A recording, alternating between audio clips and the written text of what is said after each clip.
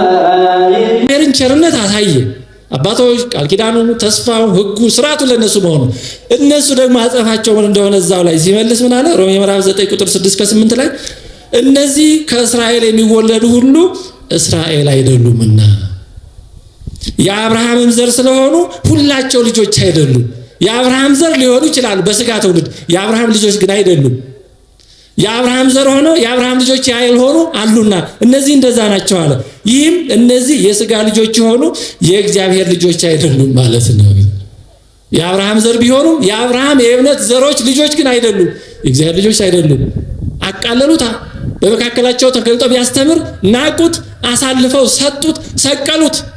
ሲነሳ መጀመሪያ ሐዋርያትን ለነሱ ላከ፣ አልቀበልም አሉ። ሐዋርያትን አሳደዱ።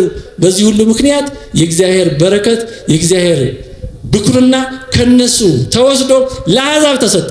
ዛሬ የእግዚአብሔር ሕዝብ የሚባሉት እስራኤል ዘሥጋ አይደሉም፣ ክርስቲያኖች ናቸው። እስራኤል ማለት የነገድ ስም አይደለም። እስራ ሕዝብ ነው፣ ኤል አምላክ ነው። እስራኤል ማለት የእግዚአብሔር ሕዝብ ማለት ነው። ሕዝበ አምላክ ሕዝበ እግዚአብሔር ነው። ያዕቆብ ስሙ ተቀይሮ የተሰጠው የሕዝብ መጀመሪያ። ስለዚህ ያዕቆብ ስሙ ተቀይሮ እስራኤል ሕዝብ ተባለ። ያን ግን አልኖሩበትም፣ አልተጠቀሙበትም። ስለዚህ እስራኤልነታቸው ተነሳ። ቅዱስ ጳውሎስ ይህንን በአንደኛ ተሰሎንቄ በምዕራፍ 2 ቁጥር 14-16 አይሁድ ምን እንዳደረጉና ምን እንደሚጠብቃቸው ሲናገር እንዲህ ይላል። አይሁድም ጌታ ኢየሱስን ገደሉ። አይሁድ ጌታ ኢየሱስን ገደሉ፣ ነቢያትንም እኛንም አሳደዱ፣ እግዚአብሔርንም ደስ አያሰኙም፣ ሰዎችንም ሁሉ ይቃወማሉ፣ አሕዛብ እንዲድኑ እንዳንነግራቸው ይከለክሉናል። ነገር ግን ቁጣው ወደ እነርሱ ፈጽሞ ደርሷል አለ። 70 ዓመት በ70 ዓመተ ምህረት በአይሁድ ላይ የደረሰው እጅግ በጣም አሳዛኝ ነው። በ33 ዓመተ ምህረት ጌታችንን ሰቀሉ። አልበቃቸውም፣ ሐዋርያትን አሳደዱ፣ ብዙ መከራ ደረሱ። ሐዋርያው ቅዱስ ያዕቆብ የተገደለው በእነሱ ምክንያት ነው። እነሱን ለማስደሰት ነው ሄሮድስ። ብዙ መከራ ደረሱ። 40 ዓመት ያክል ለንስሐ ዘመን ሰጣቸው፣ አልተመለሱም። በ70 ዓመተ ምህረት በሮማውያን ተወረው ከ1 ሚሊዮን በላይ አይሁዳውያን ናቸው ያለቁት። የአይሁዳውያን አስተላለቅ የእግዚአብሔር ቁጣ ወደ እነሱ ደርሷል እንዳለ ቅዱስ ጳውሎስ። እነ ቅዱስ ጳውሎስ የሞቱት በአይሁድ ላይ የመጣውን ቁጣ በ70 ዓመተ ምህረት ሳያዩ በ66 ዓመተ ምህረት አካባቢ ነው ቅዱስ ጳውሎስ ያረፈው። ከነሱ እረፍት በኋላ ግን በ70 ዓመተ ምህረት በአይሁድ ላይ የደረሰው መከራ እጅግ አሰቃቂ ነበር። ከረሃብ ብዛት የተነሳ እናትና ወላጆች ልጆቻቸውን በተራ እስከ መብላት ደርሰው ነበረ። ይሄ ሁሉ መከራ የደረሰባቸው እግዚአብሔር የሰጣቸውን ጸጋ ለመጠቀም ባለመፈለጋቸው በክፋታቸው እንዲህ እንዲሆንባቸው ግድ ሆኖ አልነበረም። የተነገረላቸውማ ልዕልና ነበረ፣ በኩርነት ነበረ። ክርስቶስ ከነሱ መካከል መጣ። ምን ይደረግላቸው? ጌታችን እንዳለ አስቀድሞ ለወይኔ ያላደረኩት ምን አለ? እስኪ እንደው አደርግላት ዘንድ የሚያስፈልግ የቀረ ይሄ ነው ይበሉኛል። የለም፣ ያልተደረገ የለም። በዚህ ሁሉ ባለመጠቀማቸው ግን ያ ሁሉ ቁጣ፣ መዓት፣ መቅሰፍ ደረሰባቸው። በዓለም ተፈትነው ነው ሲኖሩ ነው። ከተወሰነ ጊዜ ወዲህ ተመልሰው ሀገር ከመመስረታቸው በፊት መጨረሻ ላይ በዚህ የምናነሳው ካህኑ ኤሊን ነው። መልካም እድል ተሰጥቷቸው መልካም ሁኔታ ላይ ጀምረው ፍጻሜያቸውን በራሳቸው ካበላሹት ማለት ነው። ኤሊ ሊቀ ካህናት ነበረ። ከሳሙኤል በፊት የነበረ ሊቀ ካህናት ነው። ከሌዊ ወገን ነው። መስዋዕቱ ስርዓቱ ሁሉ ለነሱ ነው። የሚመጣው መስዋዕት ብዙ አይነት ክፍል አለው። የሚቃጠል ለእግዚአብሔር የሚቀርብ አለ፣ ለካህናቱ ደግሞ ምግብ የሚሆን አለ። ያ ሁሉ ተሰጥቶት ነበር። ነገር ግን የኤሊ ልጆች ኤሊ ግዴለሽ ሆነ። ልጆቹ አፍኒንና ፊንሃስ ደግሞ በቤተ መቅደሱ የሚቀልዱ ነበሩ። በጣም ብዙ ጥፋት አደረሱ። ጥፋቶቻቸው በዋናነት 3 ናቸው። አንደኛው አፍኒንና ፊንሃስ በእግዚአብሔር ቤተ መቅደስ እንግዲህ በዛን ጊዜ በነበረው በደብተራ ኦሪት ለመስዋዕቱ የሚያገለግል እሳት ነበረ። መብራትም ነበረች ሁልጊዜ የማትጠፋ። ይህ መብራት ምን ይሰራል? ቀን ምን ይሰራል? ማን ያነብበታል? ማን ይጠቀምበታል? ማባከን ነው ብለው ያ መብራት አጠፉት። በዘመናችን ተሐድሶች የሚያደርጉት ይህንን ነው። ከአባቶች የመጣውን ስርዓት በእነሱ ደካማ አይምሮ በመለካት ይህ ምን ይሰራል? ይህ አያስፈልግም፣ ይህ በዝቷል እያሉ ለመቀነስ ለማጥፋት እንደሚሞክሩት ማለት ነው። የአፍኒን የፊንሃስ አካሄድ የተሐድሶች አካሄድ ነው። የኤሊ አካሄድ ደግሞ የግዴለሽ አባቶች አካሄድ ነው። ኤሊ ኃጢአቱ ልጆቹን ዝም ማለቱ ነው። እሱ በራሱ በግሎ የተነቀፈው የለም። ልጆቹ በቤተ መቅደሱ ስርዓት ሲያጠፉ ግን ዝም አላቸው። ከእግዚአብሔር ይልቅ ልጆቹን ወደደ፣ ለልጆቹ ቅድሚያ ሰጠ። አንዱ ይሄ ነበር። ሁለተኛ ለመንገርም ከባድ ነው። በደብተራ ኦሪቱ ከሚያገለግሉ ሴቶች ጋር ነበሩ። በኦሪቱ በደብተራ ኦሪቱ የሚያገለግሉ ነበሩ። አገልግሎት ለሁሉም ክፍት ነው። ክህነት ብቻ ነው እግዚአብሔር ባወቀ ለወንዶች የተለየው። ሌላው አገልግሎት ሁሉም እግዚአብሔር ባወቀ ለሁሉም ክፍት ነው። በደብተራ ኦሪቱ የሚያገለግሉ ሴቶች ነበሩ። አፍኒንና ፊናስ ከነሱ ጋር በኃጢአት ወደቁ። መስዋዕቱን መቀለጃ ያደረጉት። መስዋዕቱ ሲመጣ ስርዓት ነበረው፣ ብዙ ነገሮች ነበሩት። እነሱ ግን ምን አደረጉት? መስዋዕቱ ቀርቦ የሚጤሰው ጢሶ የሚቀቀለው ተቀቅሎ ከመቅረቡ በፊት እንደ ልኳንዳ ስጋ ቆጠሩትና አምጣ ብሩንዶውን ያልተጠበሰ ያልተቀቀለውን ለሊቀ ካህናቱ ጠብሼ እንድሰጠው እያሉ እንደ መንደር ስጋ ቆጠሩት። ይሄን ሁሉ ኃጢአት አደረጉ። አባታቸው ኤሊ በዓይኑ ፊት ይሄን ሲያደርጉ ዝም አላቸው። ልጆች ሲያጠፉ፣ ቤተክርስቲያንን ስርዓት ሲያቃልሉ፣ አስተምሯን ሲበድሉ፣ ሲያጓድሉ ዝም የሚሉ አባቶች ከኤሊ አይለዩም። በእውነት በኤሊ ላይ የመጣው መቅሰፍት በዚህ ምክንያት ነው። ከዚህ በኋላ እግዚአብሔር ወደ ኤሊ መልእክት ላከ። ወደ ኤሊ በጣም ከባድ የሆነ መልእክት ላከ። የእግዚአብሔርን ሰው ወደ ኤሊ ተልኮ እንዲህ አለው። ኤሊን ምን አለው? እግዚአብሔር እንዲህ ይላል፣ በግብፅ በፈርዖን ቤት ባሪያ ሳለህ ለአባትህ ቤት ተገለጥኩ። ሁልጊዜ እግዚአብሔር ከመልካሙ ከውለታ ነው የሚጀምር። ስለዚህ በግብፅ ሳለህ ለአባትህ ቤት ተገለጥኩ፣ ከእስራኤልም ነገድ ሁሉ ካህን የሆነ ዘንድ በመሰዊያዬ ላይ ይሰዋ ዘንድ ዕጣንም ያጥን ዘንድ ኤፉድንም በፊቴ ይለብስ ዘንድ ለእኔ መረጥኩት እያለ ውለታውን ይዘረዝራል። ከዚህ በኋላ ግን እግዚአብሔር ወደ ወቀሳው ይመለሳል። በማደሪያ ያቀርቡት ዘንድ ያዘዝኩትን መስዋዕቴንና ቁርባኔን ስለምን ረገጣችኋል? እንድትወፍሩም የሕዝቤን የእስራኤልን ቁርባን ሁሉ መጀመሪያ በመብላታችሁ ከኔ ይልቅ ልጆቼ ለምን አከበርክ? ከእግዚአብሔር ይልቅ ልጆቹን ወይም ሌላ የሚያከብር ሰው ለነሱም አይጠቅማቸው፣ እሱም አይጠቀም፣ ምንም ሁሉም አይጠቀም። ለምን አከበርክ? ስለዚህ የእስራኤል አምላክ እግዚአብሔር እንዲህ ይላል። አሁን ከባዱ መርዶ ሊመጣ ነው በኤሊ ላይ። በእውነት ቤትህ የአባትህን ቤት ለዘላለም በፊቴ እንዲኖር ተናግሬ ነበረ።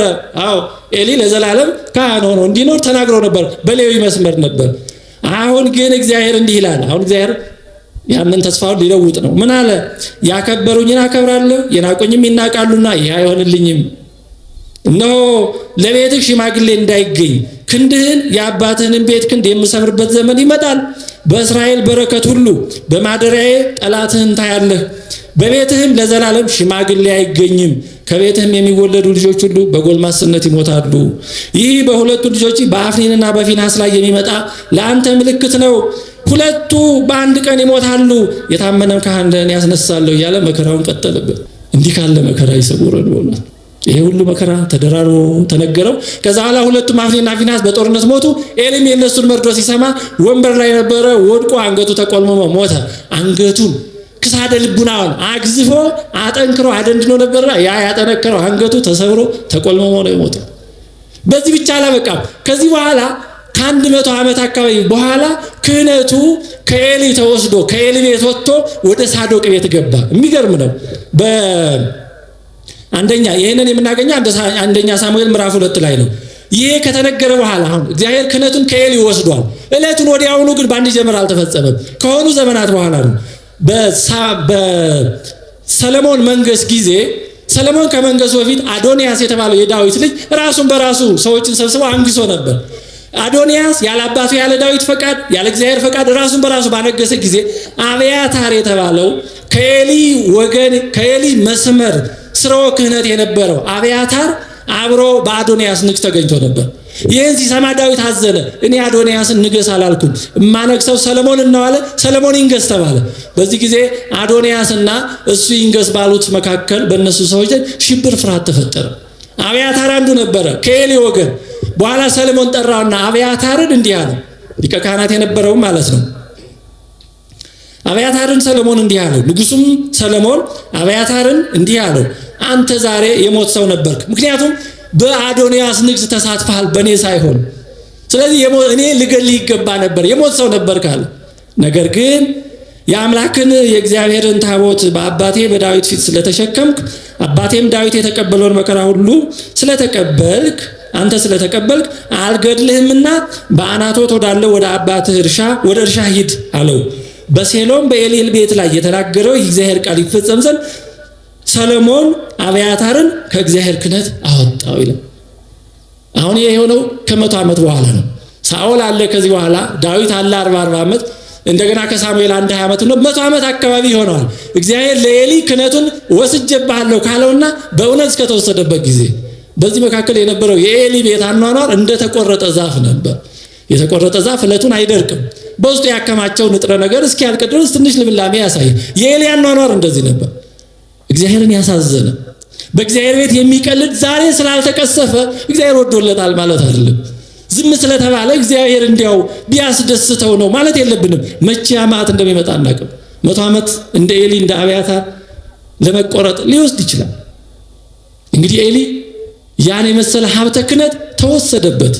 እነዚህ በሙሉ የተሰጣቸውን ንግስናቸውን፣ ብኩርናቸውን፣ ክህነታቸውን ይሄን ሁሉ ምስፍናቸውን በራሳቸው ስንፍና በራሳቸው ስተትና ጥፋት ያስወሰዱ በመልካም ጀምረው መልካም ተነግሮላቸው በዛው መቀጠል ባለመቻላቸው ፍጻሜያቸውን ያበላሹ ናቸው። ሊሆን ግድ ስለሆነባቸው አይደለም። በአንጻሩ ደግሞ የነበሩበት ሁኔታ ጥሩ ሳይሆን አንዳንዶቹ መዓት ተነግሮባቸው ፍጻሜያቸውን ያሳመሩ ደግሞ አሉ። ከነዚህ 1 2 3 ማሳያዎች እንመልከት። መጀመሪያ የምንመለከተው የነነዌን ሰዎች ነው። ታሪኩ የሚታወቅ ነው። የነነዌ ሰዎች ዮናስ ሄዶ የእግዚአብሔር መልእክት ከብዙ ማንገራገር በኋላ ወደዛ ዝርዝር ምክንያት አንገባም። በ3 ቀን ውስጥ አለ ዮናስ ሄዶ በነነዌ የሰበከው ይሄንን ነው። እግዚአብሔር የሚባል አምላክ አለ እንዲህ አይደለም ያለው። በ3 ቀን ውስጥ ነነዌ ትገለበጣለች የሚል የመዓት የጥፋት ስብከት ነው የሰበከው። በ3 ቀን ውስጥ ነነዌ ትገለበጣለች፣ በቃ ይሄው ምንም ሌላም የለው። በዚህ ጊዜ የነነዌ ሰዎች ምን አሉ? አይ ትገለበጣለች ከተባለ ትገለበጣለች ነው፣ ምንም አማራጭ የለውም፣ ሊሆን ግድ ነው፣ ሁን ያለው አይቀርም፣ ተነግሯል ትንቢቱ ብለው እጃቸውን አጣጥፈው 3ቱ ቀን እስኪመጣ ከዛም ደግሞ እስኪገለበጡ አልጠበቁም። ምን አደረጉ? በጣም የሚገርም ነው የነነዌ ሰዎች ያደረጉት። የነነዌ ሰዎችም እግዚአብሔርን አመኑ ይላል። አያችሁ፣ እግዚአብሔርን ማመን ማለት ሊሆን ግድ ነው እያሉ እጅን አጣጥፎ መቀመጥ እንዳልሆነ ያስተምሩናል። እግዚአብሔርን አመኑ። ከዛ ምን አደረጉ? ለጾም አዋጅ ነገሩ። ከታላቁም ጀምሮ እስከ ታናሹ ድረስ ማቅ ለበሱ። ወሬውም ወደ ነነዌ ንጉሥ ደረሰ። እርሱም ከዙፋኑ ተነስቶ መጎናጸፊያውን አወለቀ፣ ማቅም ለበሰ፣ በአምር ላይም ተቀመጠ፣ አዋጅም አስነገረ። የሚገርም ንጉሥ ነው። ለነገሩ አሕዛብ ነው፣ ከእስራኤል ወገን አልነበረም። በእውነት የእግዚአብሔርን ሐሳብ የተረዳ የሚረዳ ሰው የት ማን ወገን እንዳለ እግዚአብሔር ብቻ ነው የሚያውቀው። በእውነት ማን አሁን ከነነዌ ንጉሥ ከአሕዛብ ንጉሥ እንዲህ ያለ እምነት እንዲህ ያለ ትሕትና ይኖራል ብሎ ከእግዚአብሔር በቀር ማን ያውቃል? እንዲህ ያደረገ ማቅ ለበሰ፣ መጎናጸፊያውን ልብሰ መንግስቱን አወለቀ፣ በአመድ ላይ ተቀመጠ። በሱ ብቻ አልተወሰነም። ወደ ህዝቡ ይሄን የሱባኤ አዋጅ እንዲደርስ አደረገ፣ አዋጅም አስነገረ። በነነዌም ውስጥ የንጉሱንና የመኳንንቱን ትእዛዝ አሳወጀ። እንዲህም አለ፣ ሰዎችና እንስሶች፣ ላሞችና በጎች አንዳችን አይቅመሱ፣ አይሰማሩም፣ ውሃንም አይጠጡ። ሰዎችና እንስሶችም በማቅ ይከደኑ፣ ወደ እግዚአብሔርም በብርቱ ይጩሁ። ሰዎችም ሁሉ ከክፉ መንገዳቸውና በእጃቸው ካለው ግፍ ይመለሱ። እውነተኛ የንስሐ መንገድን ነው በተግባር የኖሩት ያሳዩ። ከዛ ምን አለ? እኛ እንዳንጠፋ አለ የነነዌ ንጉሥ፣ እኛ እንዳንጠፋ እግዚአብሔር ተመልሶ ይጸጸት እንደሆነ ከጽኑ ቁጣውም ይመለስ እንደሆነ ማን ያውቃል? የሚገርም ንጉሥ ነው በእውነት የሚገርም ሰው፣ የእግዚአብሔር ሐሳብ የተረዳ ሰው። ሊሆን ግድ ነው። 3 ቀን ከ3 ቀን በኋላ ትገለበጣለች ተብሏል። ምን አደከመኝ አይደለም ያ። አሁን ብዙ ጊዜ ከስራ የሚያሰናክለን ይሄ የሌለ ጥቅስ በመጥቀስ ሊሆን ግድ ነው፣ ዘመኑ ነው፣ ትንቢቱ ነው። ይሄ እንዲህ የሚባል በእውነት የመጽሐፍ ቅዱስ የቤተክርስቲያን ትምህርት አይደለም። እግዚአብሔር ይመለስ እንደሆነ ማን ያውቃል? እንዘን እንጸጸታል። እግዚአብሔርስ ምን አደረገ? አይ ተናግሬያለሁ፣ እናንተ አዘናችሁ አላዘናችሁ ለውጥ አያመጣም፣ ትገለበጣላችሁ አላለም። እግዚአብሔርም ይላል፣ እግዚአብሔርም ከክፉ መንገዳቸው እንደተመለሱ ስራቸውን አየ። እግዚአብሔር ያደርግባቸው ዘንድ በተናገረው ክፉ ነገር ተጸጽቶ አላደረገውም። በእውነት የአምላካችን ስም የተመሰገነ ይሁን። አላደረገባቸው። ተናግሬያለሁ አላለም። ምክንያቱም ትንቢቱ ራሱ የተነገረው እንደ ማስጠንቀቂያ ነበር፣ እንዲፈጸምባቸው አይደለም። በቅዱሳት መጽሐፍ ትንቢት ስናጠቃልለው ሁለት አይነት ነው። አንደኛው መሆኑ የማይቀር ትንቢት አለ። የአብሶሉት ፕሮፌሲስ መሆናቸው በምንም መንገድ የማይቀር እነዚህ ትንቢቶች በአብዛኛው ከእግዚአብሔር የመግቦት ስራ ጋር የተገናኙ ናቸው። ለምሳሌ እግዚአብሔር በገነት አዳምና ሔዋን ከበደሉ በኋላ በኦሪት ዘፍጥረት ምዕራፍ 3 ቁጥር 15-16 የተናገረው የሴቲቱ ዘር የዘንዶውን አናት ይቀጠቅጣል። ይሄ የማይቀር ነው። ምክንያቱም እግዚአብሔር ዓለምን ለማዳን የመረጠው መንገድ ይሄ ነው። ስለዚህ ክርስቶስ ሆኖ ዲያብሎስን መቀጥቀጡ የማይቀር ነው። ድንግል ትጸንሳለች፣ በድንግልና ተወልዳለች። ይሄ ሁሉ በምድር ላይ ስለመገለጡ፣ ስለመዞሩ፣ ስለመሰደዱ፣ ስለማስተማሩ ዓለምንም ለማሳለፍ ዳግመኛ ስለመምጣቱ የተነገሩ ትንቢቶች አይቀሩም። በአጠቃላይ እግዚአብሔር ዓለምን ከመፍጠሩና ከማስተዳደሩ ከመግቦታዊ ስራው ጋር የተገናኙ ትንቢቶች አይቀሩም። የፈለገ ሱባኤ ብንገባ ዓለም ሳያልፍ ሊቀር አይችልም። ክርስቶስ ዳግመኛ ሳይመጣ ሊቀር አይችልም። የፈለገ ብናለቅስ ይሄ ሊቀየር አይችልም። እንዲህ አይነት የማይቀሩ ፍጹማን የሆኑ ትንቢቶች አሉ። በአብዛኛው እነዚህ ከእግዚአብሔር መግቦት ጋር የተገናኙ ናቸው። ሁለተኛው አይነት ትንቢት ግን መሆኑም አለመሆኑም በሚነገርላቸው ወይም በሚነገርባቸው ሰዎች ላይ የተመሰረተ ማለት ነው። ልክ እንደ ነነዌ ሰዎች ትንቢት ትገለበጣላችሁ ይላል ትንቢቱ። ከተመለሱ አይገለበጡም፣ አልተገለበጡም፣ ምሕረት አግኝቷቸዋል። ካልተመለሱ ግን ትንቢቱ ይፈጸማል። አብዛኛው በቅዱስ መጽሐፍ የምናገኘው ትንቢት በተለይ ስለ ሕዝብ፣ ስለ ሀገር፣ ስለ መንግስት፣ ስለ ግለሰብ የሚነገረው መሆኑም አለመሆኑም በሚነገርለት ሕዝብ ላይ የተመሰረተ ነው። እንዲህ ያለው ትንቢት ማስጠንቀቂያ ነው፣ እንደ ዋርኒንግ፣ እንደ ማሳሰቢያ ነው። እንዲህ ያለ ይጠብቃችኋል ካልተመለሳችሁ፣ ከተመለሳችሁ ግን ይቀርላችኋል። ስለዚህ እንዲህ ያለውን ትንቢት መሆኑ ላይ ቀር ግዴታ ነው ሊሆን ግድ ነው በሚል ከተሳነፍን አዎ ይሆናል። እንደ ሰልፍ ፉልፊሊንግ ፕሮፌሲ እንደሚባለው ራሱ ትንቢቱን ተናግሮ ራሱ እንደመፈጸም እብዲቱ አደረገች እንደሚባለው ይሄ ቤት ይቃጠላል ብላ ተናገረች፣ ዘወር ብላ ደግሞ አቃጠለችና ተናግሬ የለ ይኸው ተናግሬያለሁ ተፈጸመ አለች እንደሚባለው አይነት እስካልሆነ ድረስ አብዛኛው ትንቢት ማስጠንቀቂያ ነው፣ ማሳሰቢያ ነው። ልክ በነነዌ እንደተፈጸመው ማለት ነው። ራኬብንና ሩትን እንጨምር። በዚህ መንገድ ራኬብ ይጥፉ ከተባሉ ከአሕዛብ ወገን ነበረች። የኢያሪኮ ከተማ ነዋሪ ነበረች። በኢያሪኮ ይኖሩ የነበሩት ሕዝብ ደግሞ አሞራውያን ይባላሉ። አሞራውያን ከከነዓናውያን ከ33ቱ የከነዓን ሕዝቦች አንዱ ናቸው። ሕይወታቸው፣ ድርጊታቸው እጅግ በጣም የተበላሸ ነበር። ስለዚህ የእግዚአብሔር ሕዝብ ክርስቶስ ሰው የሚሆንበት ወላዲተ አምላክ ቅድስተ ቅዱሳን ንጽሕተ ንጹሐን ድንግል ማርያም የምትገኝበት ዘር በእነሱ ርኩሰት እንዳይበላሽ ንጹሕ ዘር ለመጠበቅ ሲባል እነዛ ከነርኩሰታቸው እንዲጠፉ እግዚአብሔር እስራኤላውያንን ኢያሪኮን ፈጽመህ አጥፋ ብሎታል። 2 ሰላዮችን ላከ ኢያሱ ወደ ኢያሪኮ። የተላኩትን ሰዎች በተመለከተ ቅዱስ ጳውሎስ ሰላዮችን ነው ራኬብ ወይም ረዓብ የተቀበለችው ይላል። ሰላዮችን ተቀበለች ይላል በዕብራውያን 11:31 ላይ። ቅዱስ ያዕቆብ ደግሞ በመልእክቱ መልእክተኞችን ተቀበለች ይላል። ምን ማለት ነው? አንዱ ሰላይ ተቀበለች፣ ሌላው ደግሞ መልእክተኞችን ተቀበለች ይላል። እውነት ነው። የእግዚአብሔር መልእክተኞች ለማይቀበሉ ሰዎች ነፃነታቸውን የሚጋፋ የእግዚአብሔር ቃል እንደፈለጉ እንዳይሆኑ ነፃነታቸውን የሚገድብ የሚያስጨንቅ አድርገው ለሚያስቡ ሰዎች አዎ እንደ ሰላይ ናቸው። እንደ ራኬብ ለሚቀበላቸው እንደ መልካም ዜና ነጋሪዎች አድርጎ የእግዚአብሔርን ቃል ለመስማት እንደ መልካም እድል ለሚጠቀምበት ሰው ደግሞ መልእክተኞች ናቸው።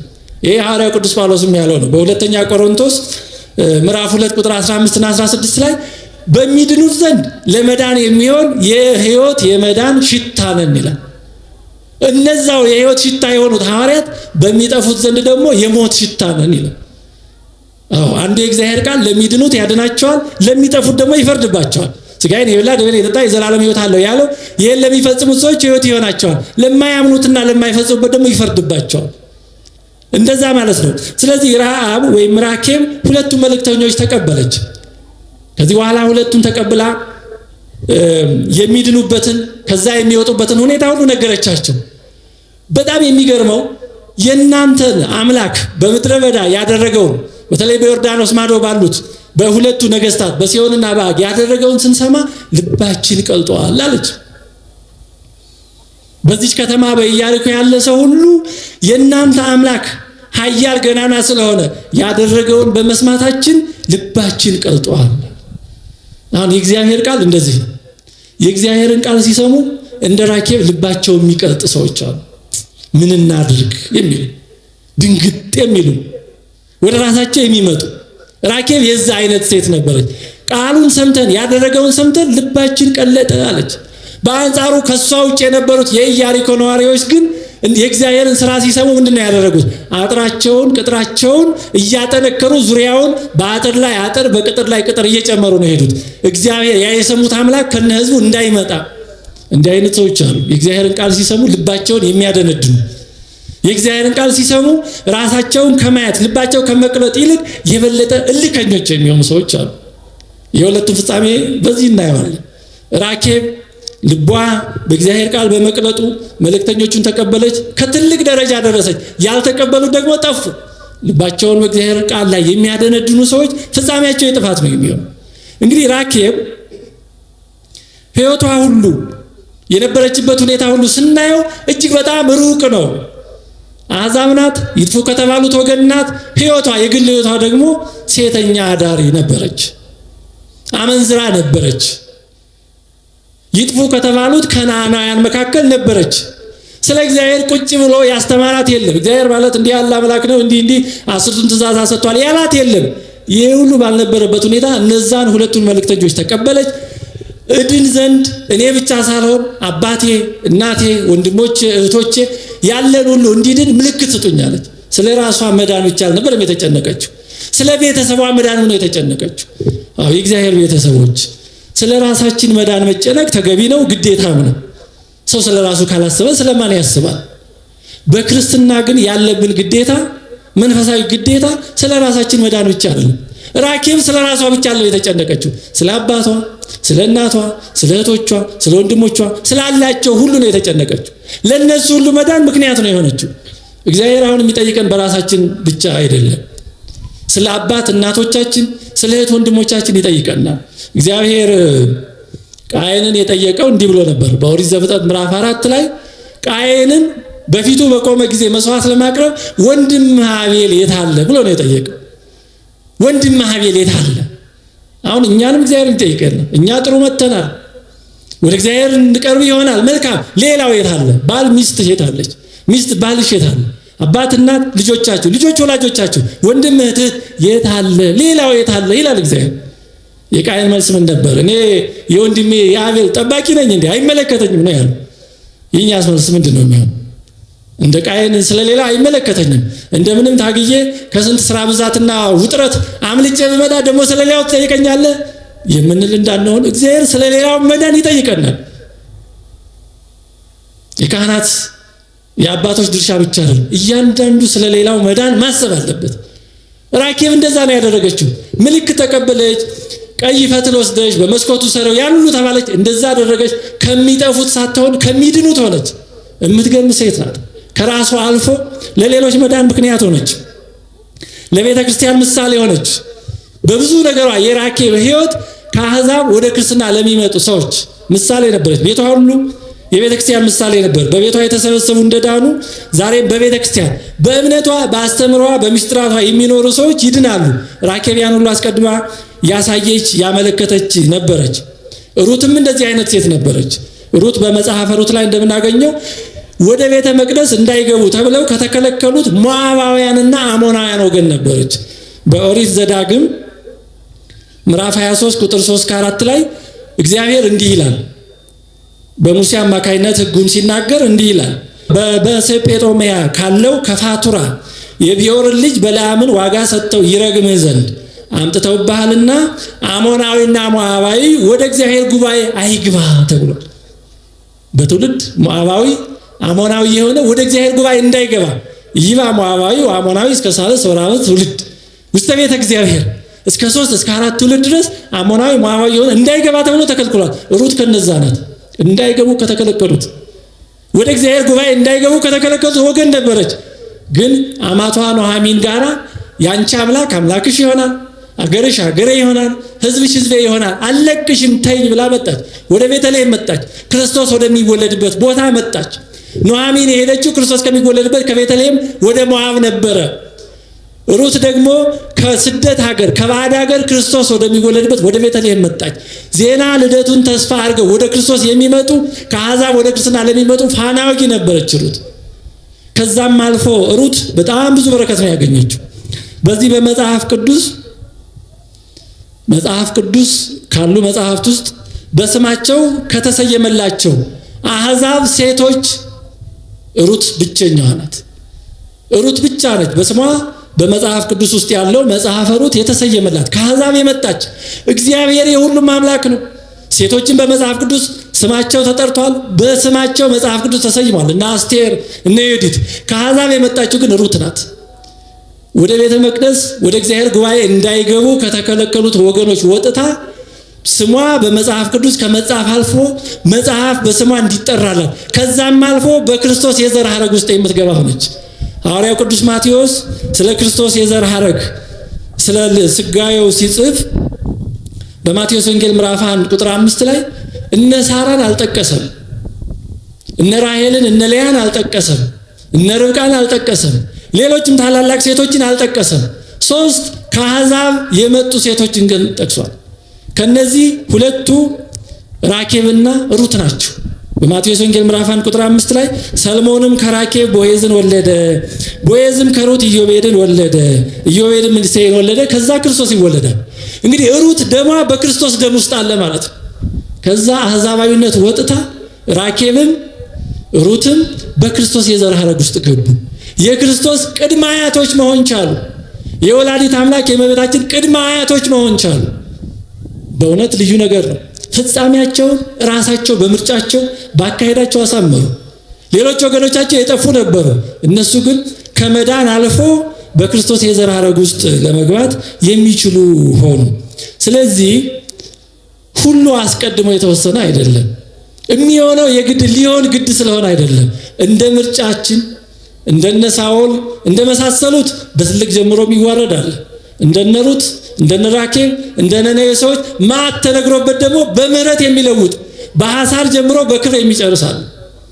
በእድሜያችን ላይስ ብንመለከት እስኪ አሁን ሰው ሲሞት በተለይ በአደጋ ሲሞት የአደጋ እንዲደርስ እግዚአብሔር ስለፈቀደ ነው? አደጋው ሊደርስ ግድ ስለሆነ ነው? ብዙ ጊዜ እንዲህ እንላለን። ምን ይደረግ ቀኑ ደርሶ ነው። ግን እንዲህ ነው ወይ? በኦሪት ዘጸአት ምዕራፍ 20 ቁጥር 12 ላይ እግዚአብሔር እንዲህ ይላል። ከ10ቱ ትእዛዛት አንዱ እንዲህ የሚል ነው። አክብር አባከ ወእመከ ከመ ይሁኑ መዋዕሊከ በዲበ ምድር ዘይሁበከ እግዚአብሔር። እግዚአብሔር በሚሰጥ በምድር ላይ እድሜ እንዲረዝም እናት አባትህን አክብር ይላል እግዚአብሔር። ስለዚህ ሰው እድሜው እንዲረዝም የማድረግ እንዲያጥር የማድረግም የራሱ ድርሻ አለ ማለት ነው። እናት አባቱን ቢያከብር እድሜ ይጨመርለታል። እድሜ ጠግቦ ዘመን ጠግቦ ይሞታል። እና አብርሃም ሲሞቱ እንደዛ ይላል። አብርሃም እድሜ ጠገበ ሸመገለም ይላል። እንዲህ ባያደርግ ደግሞ ሊቀሰፍ ይችላል። እድሜ ሊጨመርም ሊቀነስም ይችላል። ለምሳሌ እድሜ ተቆርጦ ከነበረ በእውነት ያ ሰው ወደ እግዚአብሔር ካለቀሰ እድሜ ሊጨመር ይችላል። ሕዝቅያስን ማስታወስ እንችላለን። በትንቢተ ኢሳይያስ ምዕራፍ 38 ከቁጥር 1 እስከ 5 ሕዝቅያስ በአንድ ኃጢአት ምክንያት እግዚአብሔር እንዲህ አለው፣ ታመመ ትሞታለህ አለው። ነቢዩ ኢሳይያስን ላከ፣ ቤትህን አዘጋጅ ሞት ነው የሚጠብቅህ በቃ አለው ሕዝቅያስን። ሕዝቅያስ በዚህ ጊዜ ምን አደረገ? የሚጠብቀኝ ሞት ነው ምንም ማድረግ አልችልም ብሎ ተስፋ አልቆረጠም። ወደ ግድግዳው ዞሮ ይላል ምርር ብሎ አለቀሰ ሕዝቅያስ። እባክህ እግዚአብሔር ሆይ ትንሽ እድሜ ጨምርልኝ ዘመን ስጠኝ ብሎ አለቀሰ። በዚህ ጊዜ ትሞታለህ ብሎ በላከው በነቢዩ በኢሳይያስ አማካይነት እንደገና እንዲህ የሚል የምስራች ቃል ላከለት። የእግዚአብሔር ቃል ወደ ኢሳይያስ እንዲህ ሲል መጣ። ሂድ ሕዝቅያስን እንዲህ በለው፣ የአባትህ የዳዊት አምላክ እግዚአብሔር እንዲህ ይላል፣ ጸሎትህን ሰምቻለሁ፣ እንባህንም አይቻለሁ። እነሆ በእድሜህ ላይ 15 ዓመት እጨምራለሁ።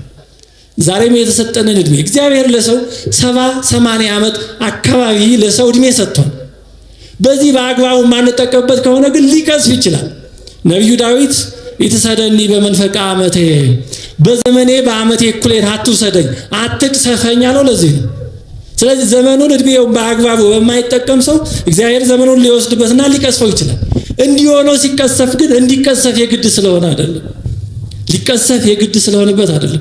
አጠቃቀሙን የሚወስነው አውናን የተባለውም እግዚአብሔር ቀሰፈው ይላል። ኦሪት ዘፍጥረት ምዕራፍ 38 ቁጥር 9 ላይ አውናን የተባለው ስራው ክፉ ስለነበረ አውናንም ስራው በእግዚአብሔር ዘንድ ክፉ ሆነበት፣ እርሱንም ደግሞ ቀሰፈው። ገና በወጣትነቱ አባትና እናቱ እያሉ ቀሰፈው ይላል። እግዚአብሔርን የማንከተል ከሆነ እግዚአብሔርን የምናሳዝን ከሆነ የተሰጠው እድሜ ሊቆረጥ ይችላል። ስለዚህ እድሜ ማጠርም መርዘምም በሰው ላይ ይወሰናል ማለት ነው። በአደጋዎችም ላይ እንደዚህ ነው። አሁን ብዙ ጊዜ አደጋዎች ሲደርሱ ምን ሊሆን ግድ ስለሆነ ነው እንዲህ እያልን ራሳችንን እናጽናናለን። አሁን ሀገራችን በመኪና አደጋ ከዓለም ስንተኛ እንደሆነች እስኪ ኢንተርኔት ወይም የሆነ ቦታ ገብተን እንመልከት። ከቀዳሚዎቹ ነን ባሉን መንገዶች ባሉን መኪናዎች። እግዚአብሔር ኢትዮጵያውያንን በመኪና አደጋ እንዲያልቁ የተለየ መዓት ስላመጣብን ነው አይደለም፣ ከጥንቃቄ ጉድለት ነው። አላግባብ በመንዳት በመስገብገብ በመጣደፍ የሚያስፈልጉ ሙያዎች፣ ዕውቀቶች፣ ጥንቃቄዎች ስለማይደረጉ ነው አደጋ የሚበዛው። እግዚአብሔር እኛ ላይ የተለየ መዓት ስላመጣ አይደለም። ግን ስተቱን አውቀን ማረም ማስተካከል እንዳንጀምር ምን ይደረግ? ሊሆን ግድ ነው፣ ቀኑ ደርሶ ነው በሚል ስተቱን እንሸፍነዋለን። በእውነት በሀገራችንም በቤተክርስቲያናችንም በግልም በቤተሰብ የሚደርሱ ስተቶችን ለማረም መጀመሪያ ኃላፊነት ከመውሰድ መጀመር አለብን። ሊሆን ግድ ስለሆነ ነው፣ ቀኑ ነው፣ ትንቢቱ ነው እያልን በእውነት ራሳችንን መሸንገል የለብንም። በዚህ ዘመን 8ኛው ሺህ ነው፣ ዘመኑ ነው፣ ፍካሬ ኢየሱስ እንዲህ ብሏል እያልን በእውነት ወንዝ መሻገር አንችልም። የኛ ድርሻ አለ፣ መጠንቀቅ ያለብን አለ፣ ማድረግ ያለብን ነገር አለ። በህፃናት ሞት በመሳሰሉት እኛ ድሃ ሀገሮች ከሌሎች ሀገሮች የበለጠ የሚሆኑት በኢንፋርክት ሞርታሊቲ በመሳሰሉ እግዚአብሔር ለድሃ ሀገሮች ህፃናቶቻቸው በልጅነታቸው እንዲሞቱ ስለመፈረድ አይደለም። ሰው ሊያስቀረው የሚችለው አደጋ ሞት አለ። ሰው ቢማር ቢጠነቀቅ ማድረግ ያለበትን ቢያደርግ ሊቀንሰው የሚችለው ሞት አደጋ አለ። ሰው ብዙ ስልጣን ነው የተሰጠው። ይህም ባለማድረጋችን የሚመጡትን ነገሮች ከእግዚአብሔር እንደሆኑ እንደውም እንደ ጸጋ እንደሆኑ ሊሆኑ ግድ እንደሆኑ አድርገን መውሰድ በእውነት የለብንም። አማካይ የእድሜ ጣሪያ የሚባለው ምንድነው? አቨሬጅ ላይፍ ኤክስፔክታንሲ ያደጉ ሀገሮችና የሌሎች እኩል አይደለም። ለምን? እግዚአብሔር ላደጉ ሀገሮች የተለየ ጸጋ የእድሜ ስለሰጠ አይደለም። እኔ አንድ መረጃ ላይ በዩናይትድ ኔሽንስ በወጣው ኢትዮጵያ በአማካይ የመኖር እድሜ ከዓለም ከ201 ሀገሮች 161ኛ ናት ይላል። እንግዲህ 160 ሀገሮችን በልጠናል ማለት ነው። በ160ዎች ተበልጠናል፣ 40 ያክሉን ግን በልጠናል። ክፉ አይደለም መቼም 40 ሀገር ከበለጥነው ቀላል አይደለም። ግን ለምንድን ነው? ለምን ያንዱ ሀገር ከአንዱ ሀገር ይለያያል? ሰው ማድረግ የሚችለው አለ።